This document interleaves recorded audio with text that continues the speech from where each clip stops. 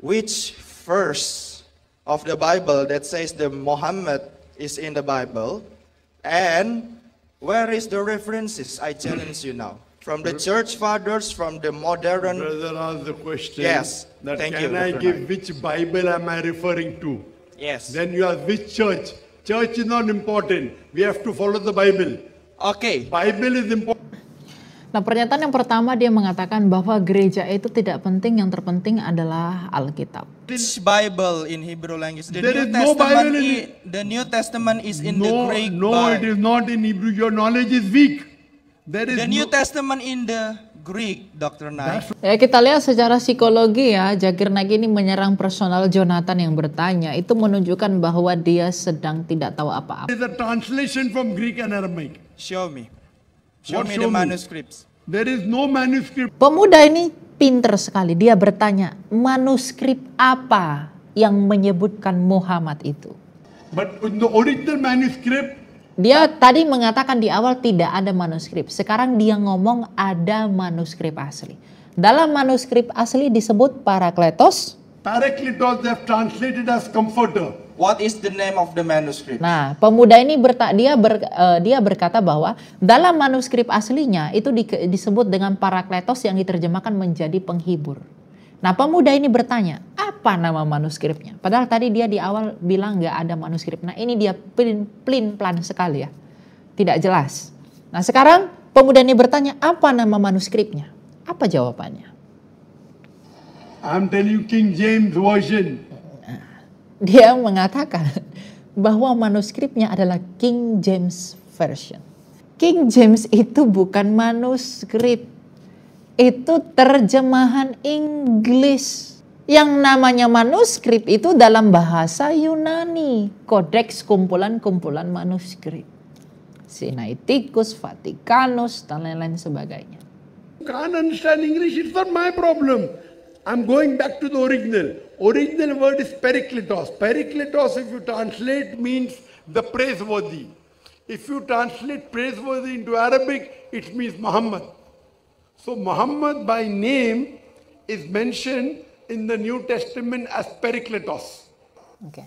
Tadi awalnya dia mengatakan Parakletos, sekarang dia ubah dengan sesuka hatinya dengan Perikletos. Tadi dia mengatakan dalam manuskrip aslinya itu Parakletos, meskipun dia nggak tahu apa manuskrip, tapi dia mengatakan bahwa dalam manuskrip aslinya itu Parakletos. Sekarang dia sebutkan Perikletos. Parakletos dan Perikletos diubah-ubah seenaknya oleh seorang Zakir Naik. Karena arti Parakletos dan Perikletos sudah beda jauh. Dan itu bukan bahasa Aram, itu bahasa Yunani. Shalom saudara-saudara terkasih dalam Tuhan kita Yesus Kristus. Kembali lagi bersama dengan saya Elia Myron di program Tiga Hari Channel. Nah, pada video kali ini kita akan menanggapi perdebatan antara seorang pemuda Kristen dengan Dr. Zakir Naik dalam kunjungannya ke Indonesia yang berbicara dengan apakah memang ada Nabi Muhammad dituliskan di dalam Injil Yohanes. Nah, kita saksikan bagaimana perbincangan dan juga dialog antar mereka berdua. The sirah, the tafsir, the hadiths. So I cannot say that my religion is perfect because the Quran says so. So my challenge to you is, which verse of the Bible that says the Muhammad is in the Bible, and where is the references? I challenge you now. From the church fathers, from the modern... Brother asked the question. Yes, That thank can you, I Dr. give Naik. which Bible am I referring to? Yes. Then you ask which church. Church is not important. We have to follow the Bible. Okay. Bible is important. Nah, pernyataan yang pertama dia mengatakan bahwa gereja itu tidak penting, yang terpenting adalah Alkitab. Memang Alkitab adalah menjadi dasar iman Kristen, tetapi sebelum Alkitab itu dikanonkan menjadi kitab, menjadi buku, yang pertama sekali lahir itu adalah gereja. Gereja itu adalah umat. Ini tidak merujuk kepada denominasi apapun, tapi gereja itu adalah umatnya Kristus yang percaya kepada Dia pada masa itu. Yang termasuk adalah para rasul, para bapak-bapak gereja, yang kemudian mereka bersepakat mengumpulkan semua tulisan-tulisan surat kiriman rasul ini, dan semua tulisan-tulisan suci itu dikumpulkan menjadi satu dan disebut Alkitab. Jadi kalau dikatakan Alkitab gereja itu tidak penting, saya pikir Zakir naik dalam hal ini tidak memahami bagaimana kekristenan memandang nilai sebuah gereja. Gereja itulah yang memulai perjalanan iman kita, Kristus yang merintis iman, tapi gereja itulah yang menghidupinya melalui umat-umat yang ada dalam gereja itu, tapi kemudian mengumpulkan Alkitab itu menjadi satu yang dapat kita baca sampai pada hari ini. Ya, jadi Zakir naik dalam hal ini tidak mengerti kekristenan itu sendiri. Alkitab adalah dasar pemahaman gereja, tetapi sebelum Alkitab itu dibukukan, memang gereja sudah menghidupi apa yang dituntut oleh Alkitab itu. Ya. Important, not church. If church makes a mistake, you can't say that the Bible has made a mistake. I know better than the church, so I'm not going to give you the church. If you quote the Quran, any verse, I will read the translation, I have to follow it. If someone gives a commentary, if it matches, I take it. So please don't believe in the church. The church has made many mistakes. Yes, you want to know which Bible I'm speaking from? I'm quoting from King James Version. Okay. King James Version from the Protestant Bible. Okay. Oke, jadi dalam rangka menjawab pertanyaan pemuda tersebut, di mana dikatakan bahwa Muhammad itu dinubuatkan dalam Alkitab. Nah, Zakir naik mengatakan dia mengutip dari King James Version dari Alkitabnya orang Protestan. Nah, kita lihat bagaimana berikutnya dia merangkai argumennya. Sanctified by King James 5, correct? I gave you the reference. Now I'm giving you verbatim quotation. You want from the Old Testament or the New Testament? Both. Up to you. So which you prefer, Old or New? New Testament. Okay, please. New Testament. It's mentioned in the Gospel of John, chapter number 14, verse number 16.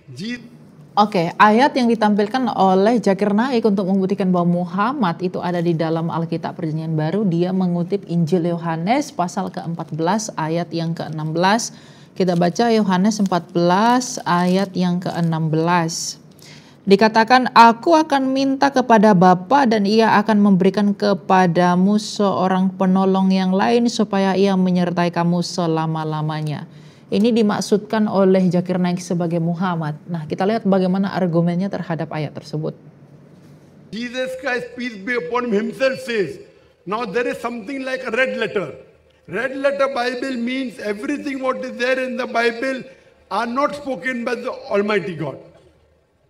Except what is read, a very small percentage, 1-2% is from God. Who says that? The scholars of Christianity. So there's something like a red letter Bible. What I'm quoting to you are in red. A very small percentage. Jadi dia mengatakan bahwa semua kata-kata yang berwarna merah dalam Alkitab itu diucapkan langsung oleh Tuhan sendiri. Dan yang dikutip oleh Zakir naik ini adalah perkataan Yesus sendiri. Tapi kita belum menemukan apa poin dari jawaban yang diinginkan oleh kita orang Kristen terhadap pertanyaan bagaimana bisa Yohanes 14 ayat 16 ini dimaksudkan kepada Muhammad. Kita belum menemukan jawaban yang tepat dari Zakir naik sepanjang video ini kita putar. Kita lanjut untuk melihat. Less than 1% of the Bible I read. I'm quoting with the main words of Almighty God. Gospel of John, chapter number 14, verse number 16. Says, Jesus Christ, peace be upon himself, says, I shall raise thee up. It says that I shall pray to my Father to give you another comforter who shall abide with you forever. Further, Gospel of John, chapter number 15, verse number 26. Oke. Yang pertama dia membacakan di dalam Injil Yohanes pasal ke-14 ayat yang ke-16. Aku akan minta kepada Bapa dan ia akan memberikan kepadamu seorang penolong yang lain supaya ia menyertai kamu selama-lamanya. Nah, kemudian Zakir naik mengatakan bahwa ayat ini dirujuk kepada Muhammad. Dan disinilah kesalahan Zakir naik bahwa ia tidak melihat konteks ayat ini seluruhnya. Yang pertama, kita perlu melihat di dalam ayat 16 itu sendiri. Aku akan minta kepada Bapa dan ia akan memberikan kepadamu seorang penolong yang lain supaya ia menyertai kamu selama-lamanya. Kalau ini adalah Muhammad, apakah Muhammad itu menyertai para murid selama-lamanya? Dan waktu itu Tuhan Yesus sedang berbicara kepada para murid dan ia menjanjikan hal ini kepada para murid. Nah, apakah Muhammad pada waktu itu sudah ada ketika para murid sudah ada? Saya pikir belum ada dan tafsiran Zakir naik ini terlalu memaksa. Dan kata kuncinya adalah supaya ia menyertai kamu selama-lamanya. Menyertai siapa? Menyertai para murid ini untuk selama-lamanya. Nah, Muhammad aja pada masa itu belum ada, lalu bagaimana ia bisa menyertai para murid untuk selama-lamanya? Disinilah kesalahan zakir naik dalam menafsirkan ayat ini. Ayat ke-17 lebih jelas, yaitu roh kebenaran, dunia tidak dapat menerima dia, sebab dunia tidak melihat dia dan tidak mengenal dia, namun kamu mengenal dia. Kamu mengenal dia.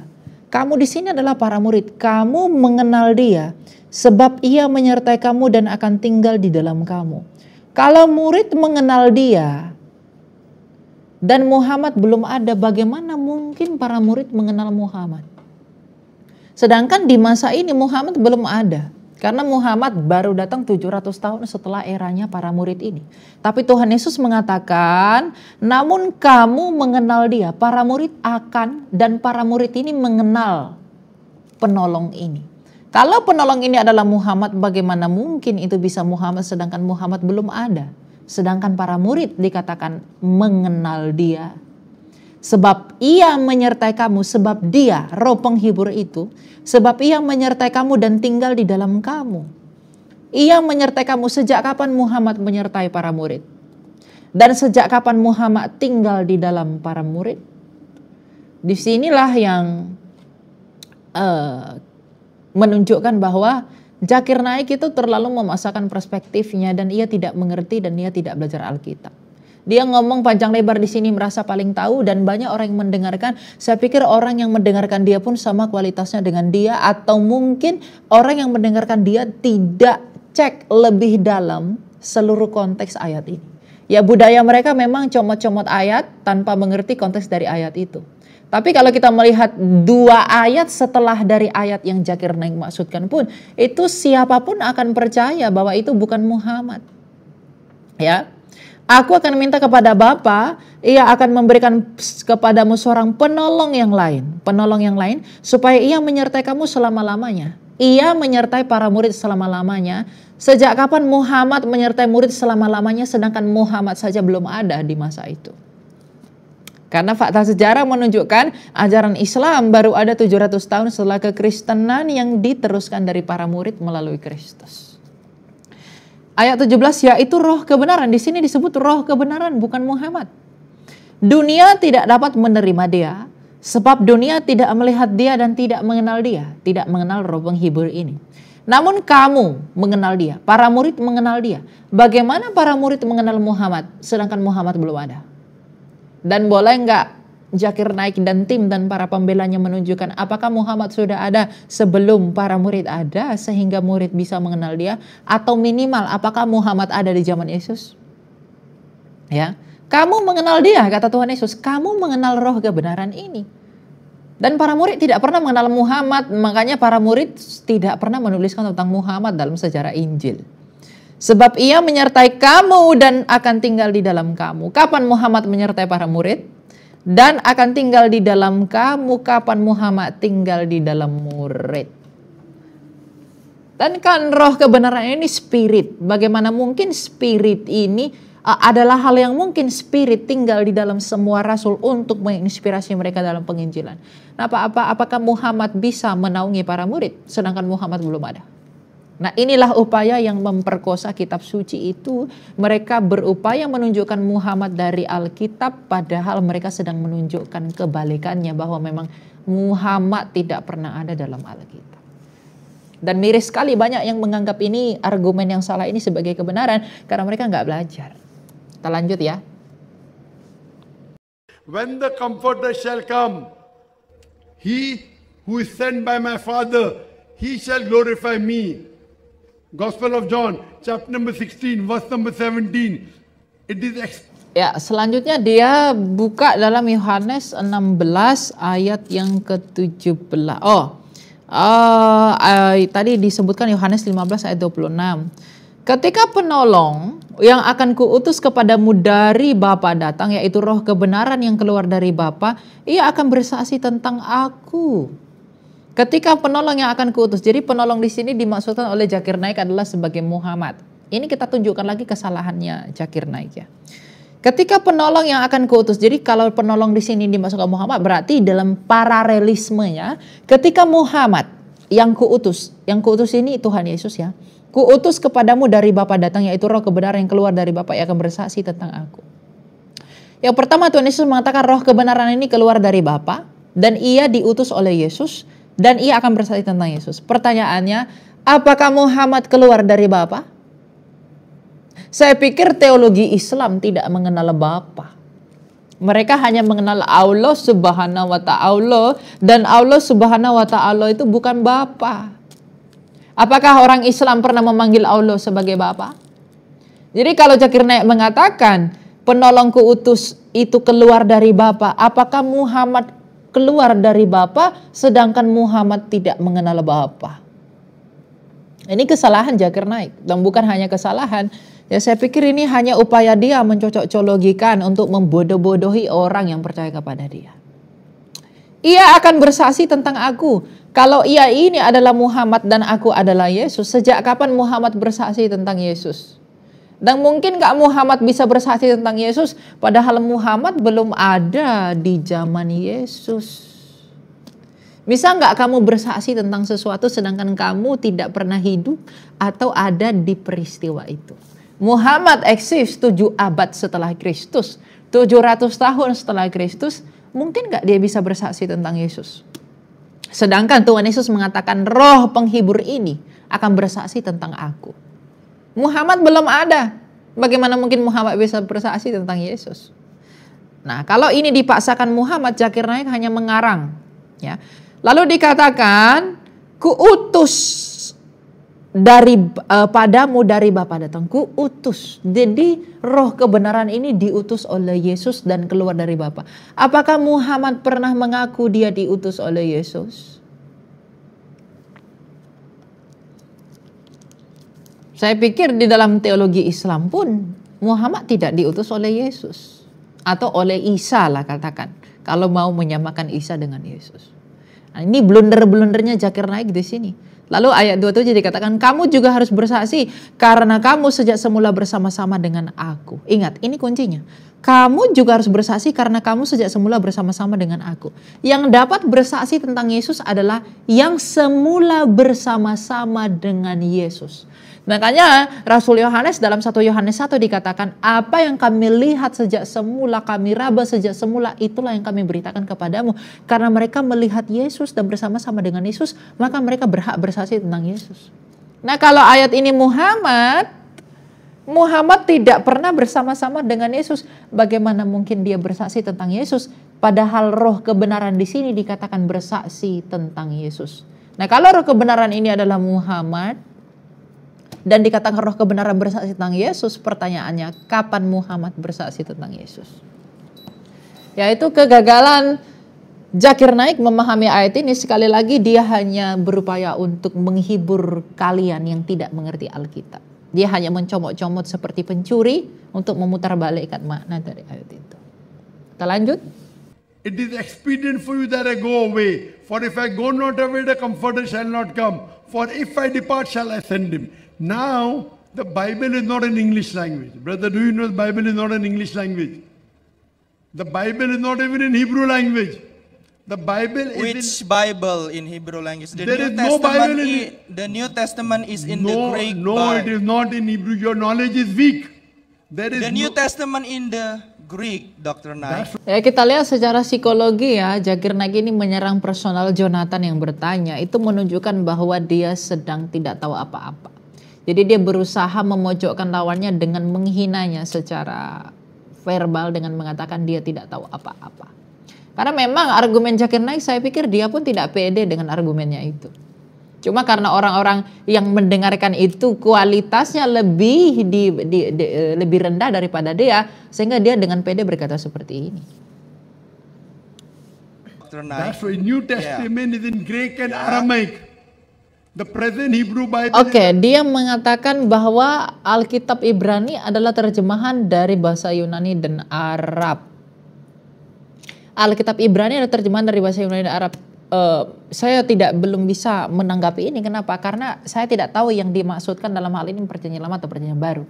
Karena perjanjian lama memang ditulis dalam bahasa Ibrani yang terakhir dikumpulkan oleh Ezra, lalu kemudian diterjemahkan di dalam Septuaginta di Alexandria oleh para rabi-rabi Yahudi 2 abad sebelum Mesias lahir ke dunia ini, ke dalam bahasa Yunani, itulah yang disebut dengan Septuaginta. Sedangkan perjanjian baru tidak pernah ditulis dalam bahasa Ibrani. Perjanjian baru ditulis murni dalam bahasa Yunani. Karena waktu itu bahasa Yunani dalam pengaruh Helenistik, dalam pengaruh Helenisasi begitu ya. Jadi meyunanikan semua ya. Bukan Helenistik. Helenistik itu pahamnya. Helenisasi itu upaya mengyunanikan segala sesuatu. Sehingga waktu itu bahasa Yunani menjadi bahasa internasional, sehingga para murid itu menuliskan Injil itu dalam bahasa Yunani. Meskipun dalam bahasa sehari-hari mereka menggunakan bahasa Aramaik. There is a translation from Greek and Aramaic. Show me. Show What me show the me? manuscripts. There is Oke. Pemuda ini pinter sekali. Dia bertanya, manuskrip apa yang menyebutkan Muhammad itu? Nah, kita akan melihat apakah Zakir Naik mengerti apa itu manuskrip. Kita lihat jawabannya. There is no manuscript. The original Bible is not in Hebrew, New Testament. It Okay. is in Greek and Aramaic. I have in my library, I have got 200 different types of Bible. What I'm quoting to you is from I'm quoting to you from King James Version. Now let me tell you, let me complete my answer. The word used for comforter here in Aramaic it is parakletos. Oke, dia mengatakan di dalam bahasa Aramaik disebutkan parakletos. Inilah kesalahan terbesar Zakir Naik yang mengaku-ngaku sebagai orang pinter. Parakletos itu bukan bahasa Aram, itu bahasa Yunani. Nah, dia merasa tahu, dia merasa pinter. Ini dia sebutkan parakletos ya. Parakletos itu bahasa Aram. Parakletos itu artinya itu adalah bahasa Yunani. Anda translate sendiri, Anda cari tulis parakletos dalam bahasa Arab, Anda nggak akan nemu. Ya. Nah, inilah Zakir Naik yang diagung-agungkan oleh pengikutnya ini.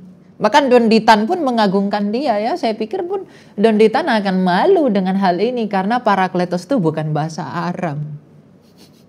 Itu bahasa Yunani. Ya. Hal ini sebenarnya sudah cukup membuat kita tidak perlu percaya kepada semua argumen dia ini karena dia asal ceplas-ceplos. Seperti yang tadi kita melihat bahwa semua ayat itu ditafsirkan begitu saja tanpa memahami konteks ayat itu. Dan dia sesuka hati mencomot-comot. Dan sekarang dia semakin blunder lagi mengatakan parakletos itu bahasa Aramaik padahal itu bahasa Yunani. Ingat ya, pertama dia bilang parakletos. Kita lihat berikutnya. But in the original manuscript, dia tadi mengatakan di awal tidak ada manuskrip. Sekarang dia ngomong ada manuskrip asli.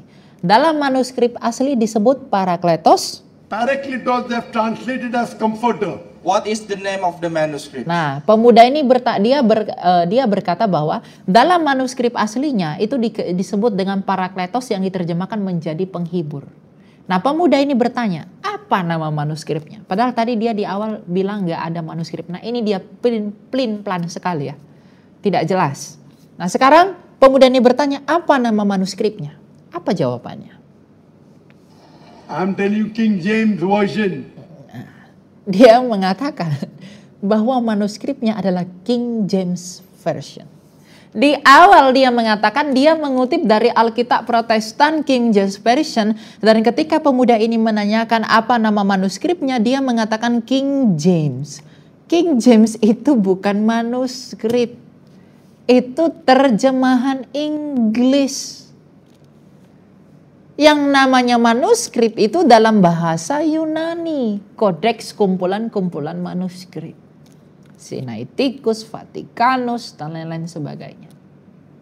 Textus Receptus, Westcott dan Hort, dan naskah-naskah yang lain. Nah, ketika ditanya manuskrip, dia menjawab King James Version. Ini menunjukkan bahwa Zakir Naik nggak ngerti apa itu manuskrip. Dia asal ceplos-ceplos. Banyak sekali memang blundernya dia. Ya, kita mengatakan ini teman-teman, kita memberitahu ini bukan ingin menjelekkan dia sebagai pribadi, kita tidak senang personalnya. Tapi pengetahuan dia yang dia gunakan untuk menjawab kekristenan itu terlalu rendah sekali. Untuk menipu orang Kristen itu terlalu rendah. Dia merasa dia tahu semua tentang kekristenan, padahal dia sedang menunjukkan ketidaktahuannya. Masa ditanya manuskrip apa, dia katakan King James. King James itu seperti ini. Ini terjemahan baru 2. Terjemahan baru 2 ini terjemahan yang diterjemahkan oleh LAI dari bahasa asli bahasa Yunani. Nah, King James itu, King James Version, itu terjemahan dari bahasa Yunani. Dan yang bahasa Yunani itulah yang disebut manuskrip. Nah, dia nggak mengerti apa manuskrip. Kita lanjut ya untuk ini ya. From the Greek or from the Aramaic? Please. Aramaic, but you don't understand English. Okay. It's in Greek and Aramaic, 2 languages, the manuscripts. I'm quoting you the reference. If you don't understand, the problem is yours. The original. Dia mengatakan masalahnya ada pada pemuda ini, padahal dia tidak sadar masalahnya ada pada dirinya sendiri. Pemuda ini bertanya apa nama manuskripnya. Yang pertama, dia menyebutkan Parakletos itu bahasa Aram, itu udah kesalahan total. Yang kedua, apa nama manuskripnya? Dia mengatakan itu King James, padahal manuskrip itu bahasa Yunani. King James itu bahasa Inggris dan itu terjemahan dari Yunani. Dan sekarang dia mengatakan bahwa pemuda itu yang tidak mengerti. Nah, ini yang disebut dengan istilah playing victim, ya. Not putting you the Aramaic word, parakletos. Oke, parakletos, Aramaic word. Dia dengan pedenya mengulangi parakletos itu adalah bahasa Aramaik. Padahal itu Yunani, ya. Parakletos actually means a good friend, but they translate it as comforter. The original script, if you go to the manuscript, it says perikletos, not parakletos. Do you know the difference between? Nah, sekarang dia tadi mengatakan bahwa dalam manuskripnya itu parakletos. Dalam bahasa Aramaik, yang tentunya salah ya. Dia berkata bahwa dalam bahasa Aramaik itu parakletos, bahasa manuskrip aslinya. Sekarang dia mengatakan itu bukan parakletos, tapi perikletos. Nah, berubah lagi, ya. Between perikletos and parakletos. Do you know Aramaic? No, I don't know. Okay. Nah, dia kemudian mengatakan apa perbedaan antara perikletos dan parakletos dalam bahasa Aram. Ini blunder. Dia masih tetap mempertahankan parakletos itu bahasa Aram, padahal itu bahasa Yunani. Jadi teman-teman, bahasa Yunani itu bukan seperti bahasa Hebrew, bahasa Ibrani. Bahasa Ibrani itu mayoritasnya konsonan, sehingga huruf-huruf hidupnya itu berpengaruh kepada cara pengucapannya. Itu dalam Yunani tidak berlaku.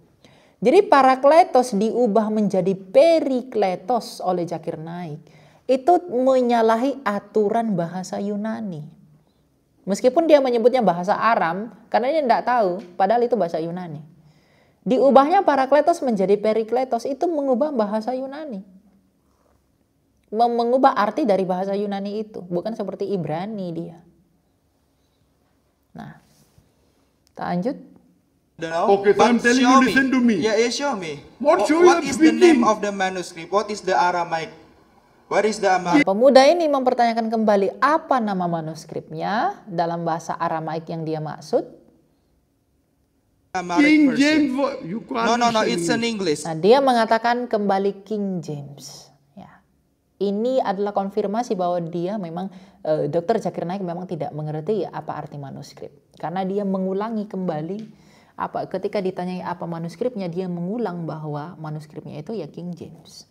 Dia salah dalam hal ini ya. I want from the Aramaic. No, King James version is not English. And sorry, have you read?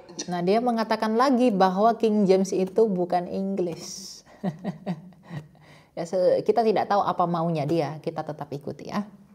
Kita lanjut ya. Aramaic, you're saying which Aramaic? Do you know Aramaic? You don't know Aramaic. So you don't know Arabic, it's not my problem. You Google. Okay. Use your internet, mobile, and see what does parakletos mean. Wait, don't argue. Jesus. Dia mengatakan, coba cari tahu apa arti parakletos dalam bahasa Aramaik. Ya. Biar kamu tahu. Nah, coba kita Google, parakletos itu apa sih artinya? Ya. Di sini teman-teman kita cari ya. Parakletos itu apa? Parakletos itu apa artinya dalam bahasa Aramaik? Istilah parakletos memang tidak berasal dari bahasa Aram. Tapi kalau kita ingin mencari padanan konsepnya dalam bahasa Aram, kita bisa melihat yang maknanya mirip. Dalam bahasa Aram, parakletos ini bisa disebut dengan menahemana. Jadi bahasa Aramaiknya itu menahemana dan bahasa Yunaninya itu adalah parakletos. Tapi parakletos ini bukan kata asli bahasa Aram melainkan dari bahasa Yunani. Jadi kalau dia suruh kita Google apa arti parakletos, dan ternyata dia disalahkan oleh Google itu sendiri. Ketika dia mengatakan kamu perlu menggoogle apa arti parakletos dalam bahasa Aramaik. Padahal sebenarnya parakletos itu bukan bahasa Aram, itu bahasa Yunani. Ya. Kita lanjut. This guy said, I will ask my father to send comforter. Now you are saying Jesus will send a comforter. You don't understand English. Gospel of John chapter 14 verse number 16 said, I will ask my father to send a comforter who will abide with you forever. Who will send Father, not Jesus, peace be upon him. Gospel of John chapter 16 verse 7 says, it is expedient for you that I go away. Jesus Christ is saying, it is expedient that he goes away. For if I go not away, the comforter shall not come. Prophet Muhammad will not come. If I go, shall I send him? He shall glorify me. Very clear. If you can't. Ya. Dia mengatakan bahwa jika dia datang, dia akan memuliakan aku. Jika Muhammad datang, dia akan memuliakan Yesus. Pertanyaannya, kapan Muhammad memuliakan Yesus? Tadi kita udah bahas di kesempatan pertama ya tentang ayat yang dia bawa ini. Dan beliau salah semua dalam hal itu. Dalam memahami ayat itu. Dia banyak berasumsinya. Ya. Kalau dikatakan bahwa dia memuliakan Yesus, ya kapan Muhammad bersaksi dan memuliakan Yesus sedangkan Muhammad belum ada di zaman Yesus? Itu terlalu mengarang ya, mengada-ngada. Can't understand English, it's not my problem. I'm going back to the original. Original word is parakletos. Parakletos, if you translate, means the praiseworthy. If you translate praiseworthy into Arabic, it means Muhammad. So Muhammad by name is mentioned in the New Testament as parakletos. Oke. Tadi awalnya dia mengatakan parakletos, sekarang dia ubah dengan sesuka hatinya dengan perikletos. Tadi dia mengatakan dalam manuskrip aslinya itu parakletos, meskipun dia nggak tahu apa manuskrip, tapi dia mengatakan bahwa dalam manuskrip aslinya itu parakletos. Sekarang dia sebutkan perikletos. Parakletos dan perikletos diubah-ubah seenaknya oleh seorang zakir naik. Karena arti parakletos dan perikletos sudah beda jauh. Dan itu bukan bahasa Aram, itu bahasa Yunani. Dan dia mengulangi kesalahan lagi. Ya. Jadi tidak ada dasar kita untuk mempercayai argumen dari beliau ini karena semuanya ngalur ngidul. Semuanya nggak ada yang tepat pada poinnya. Bahkan duduk pun dalam koridor ilmu pengetahuan itu enggak. Semua diubah. Tadi dia mengatakan tidak ada manuskrip, sekarang ada manuskrip. Tadi dia katakan dalam manuskripnya parakletos, sekarang dia ubah jadi perikletos. Dan banyak hal lainnya. Ya. Nah, jadi ini memang tidak bisa dipercaya. He is also mentioned in the Old Testament.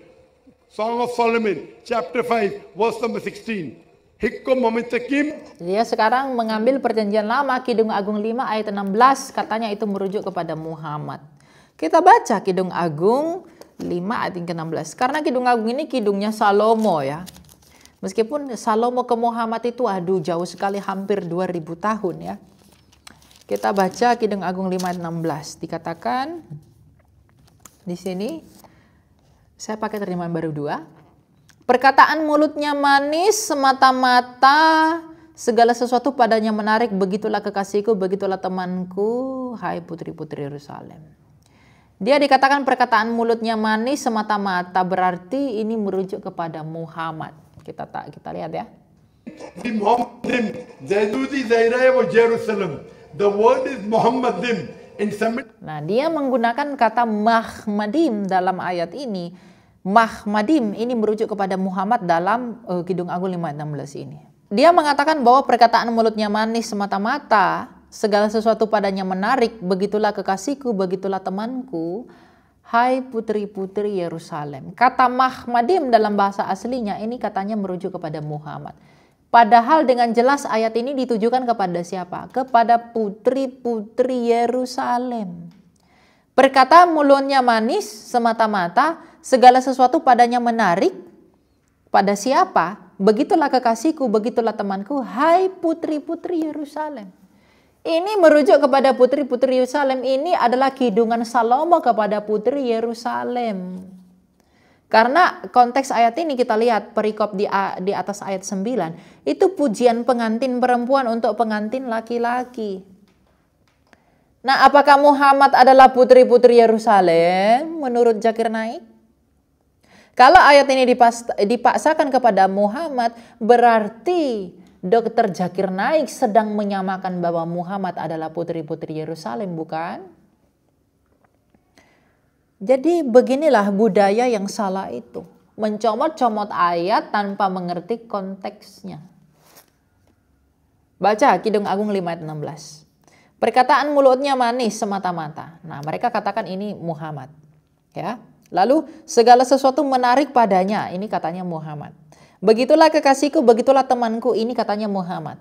Tapi dia lupa baca ayat berikutnya. Hai putri-putri Yerusalem. Jadi yang disebut kekasihku, yang disebut mulutnya manis, yang disebut dia menarik, itu adalah putri-putri Yerusalem, bukan Muhammad. Nah, lalu bagaimana caranya Zakir Naik mengatakan ini Muhammad?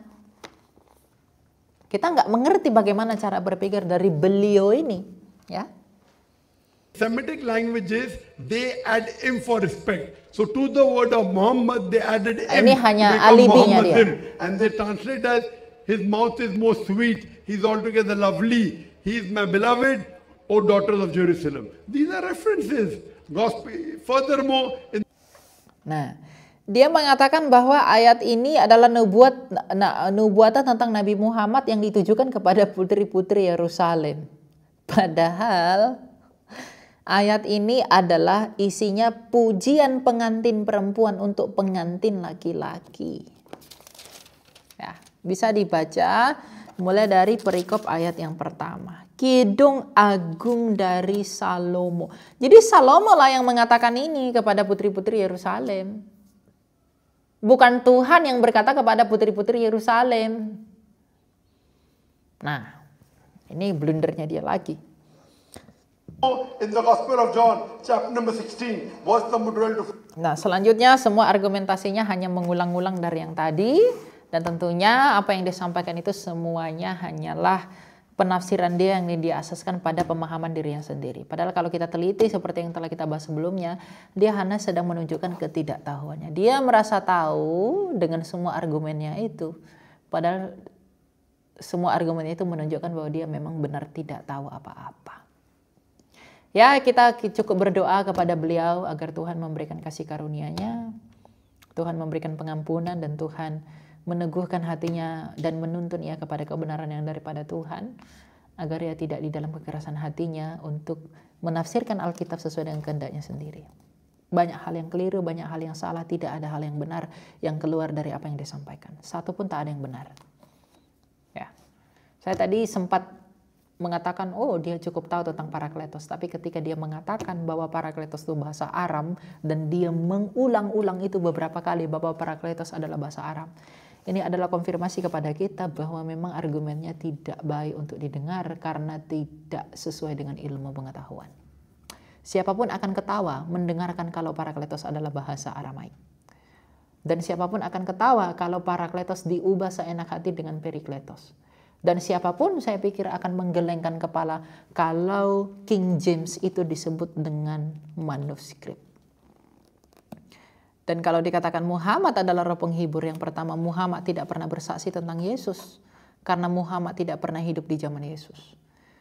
Tuhan Yesus mengatakan bahwa roh penghibur ini akan dikenal oleh para murid. Dan roh penghibur ini akan diam bersama murid. Para murid akan mengenal roh penghibur ini dan para murid akan didiami oleh roh penghibur ini. Kalau roh penghibur ini adalah Muhammad, sejak kapan para murid mengenal Muhammad? Sedangkan Muhammad 700 tahun setelah para murid. Dan sejak kapan Muhammad berdiam di dalam para murid? Nah, inilah karangan yang begitu indah, yang begitu dipaksa, yang begitu dicocok logikan untuk memperkosa iman Kristen agar terlihat seolah-olah ada nubuatan Nabi mereka dalam Alkitab. Padahal tidak demikian. Ya, kita berdoa agar semoga Tuhan selalu meneguhkan kita dalam iman yang benar, dan semoga Ia meneguhkan kita dalam iman yang sejati, dalam kekristenan, dalam hal mengikuti Kristus. Dan kita harus bijaksana untuk menilai apa yang benar dan apa yang salah. Karena di dalam Kristus dan di dalam Roh Kudus kita dikaruniakan untuk dapat mengerti hal-hal itu. Hal ini dapat saya sampaikan, semoga hal ini dapat membantu teman-teman. Dan kita bertemu lagi dalam program berikutnya di Tiga Hari Channel. Shalom dan Tuhan berkati.